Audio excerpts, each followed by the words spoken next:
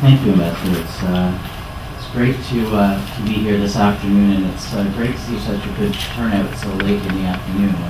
I know everybody really wants to be on their way home.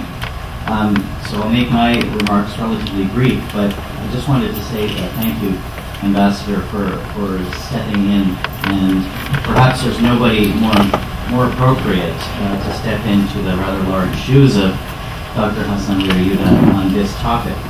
Not because he is ambassador, but because of his personal experience and contribution to Indonesia's embrace of democracy, not just domestically, but in fact as a sizable plank in its foreign policy. Ambassador Djalal started his diplomatic career in 1987 and held posts in London, Washington, D.C., and Dili, prior to becoming Director of North American Affairs for the Ministry of Foreign Affairs. His formal biography goes on to point out that he was a special staff and spokesperson to President Yudhoyono. In my view, that description does not begin to describe his contribution to his president.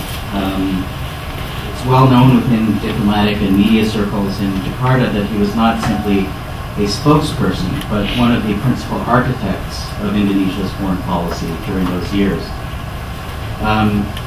His biography also labels him an activist, which is true. He's actively supported youth, civil society, and free media, not just in his official position, but in his own time. And I've experienced some of those events myself, my time in Indonesia.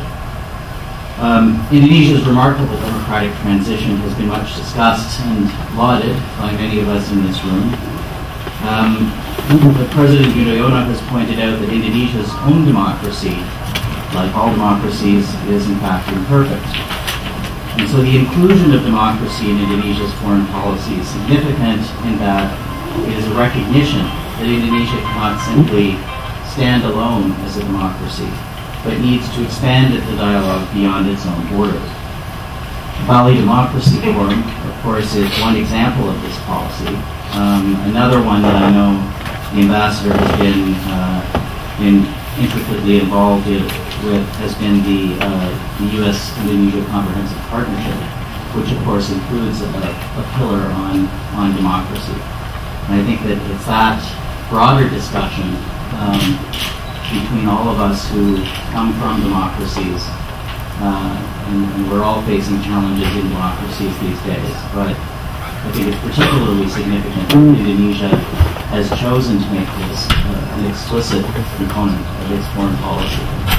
I invite you to make some remarks.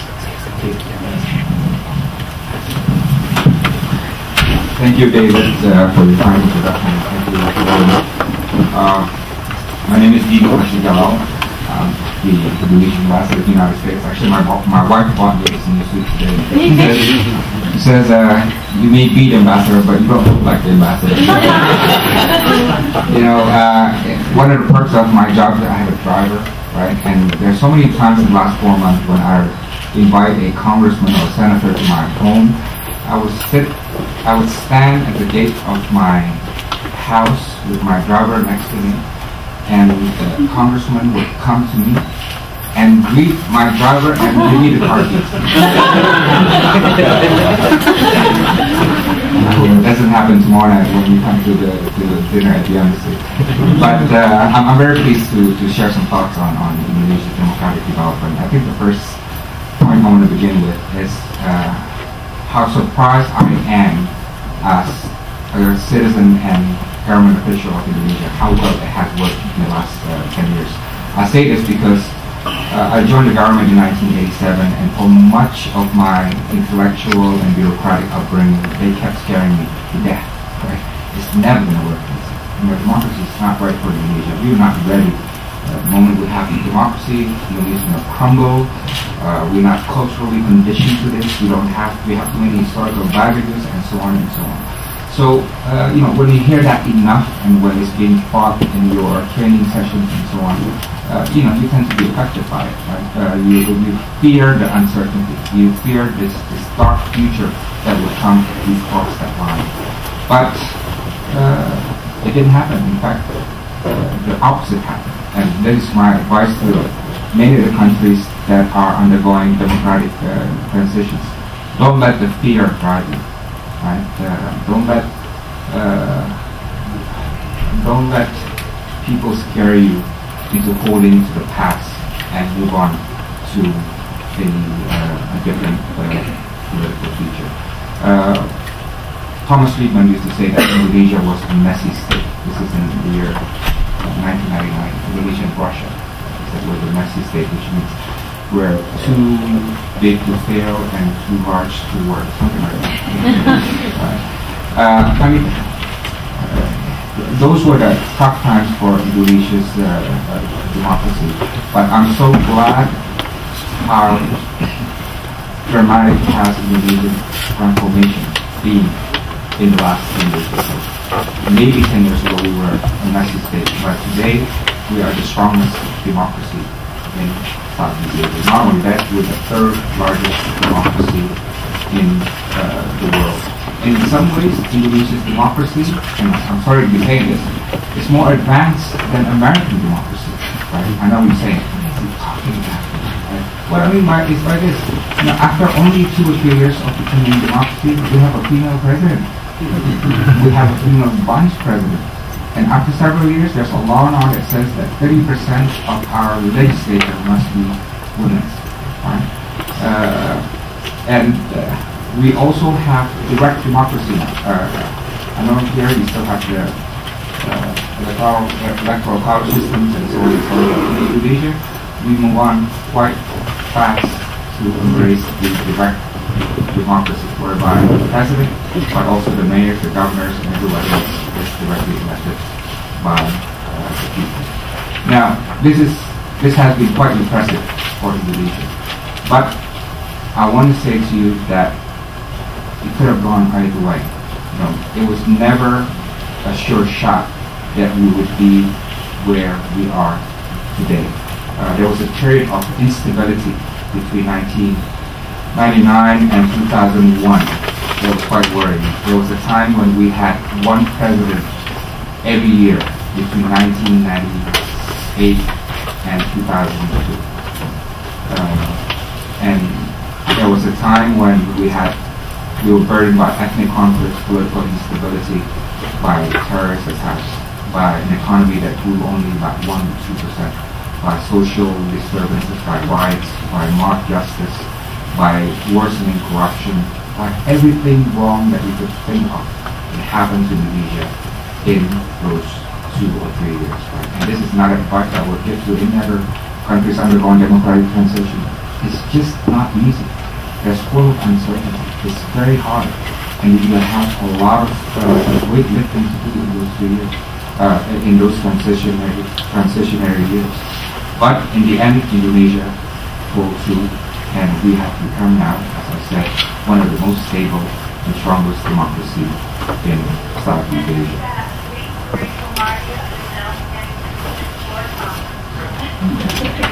That was my wife.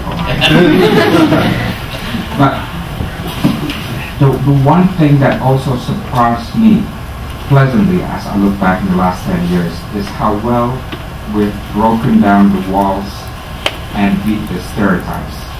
What do I mean by it? We have now achieved that rare condition of democracy and stability joined together. Now you look at many democratic transitions around the world, this is one of the hardest to do. You have democracy, you have elections, but you keep having instability, right?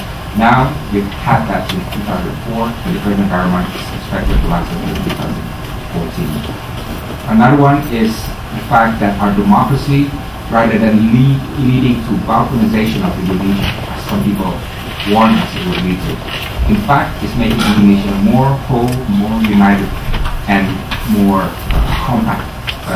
We resolved the conflict in Aceh. We undertook political reforms in Papua. We resolved some of the horizontal ethnic conflicts in Poso, Maluku, and other places. But the point is, our democracy grows, but Indonesia also becomes more united rather than becoming more disunited.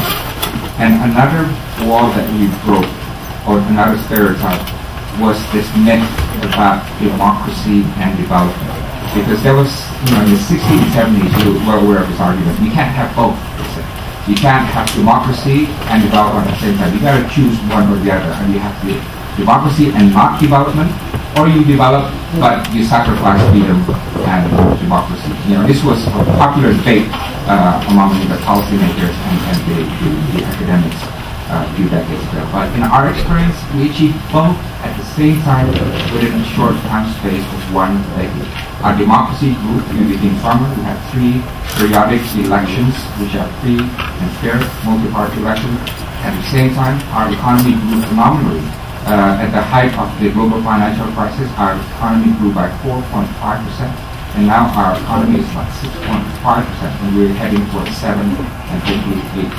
Right? So we broke that myth that you can't have both democracy and development.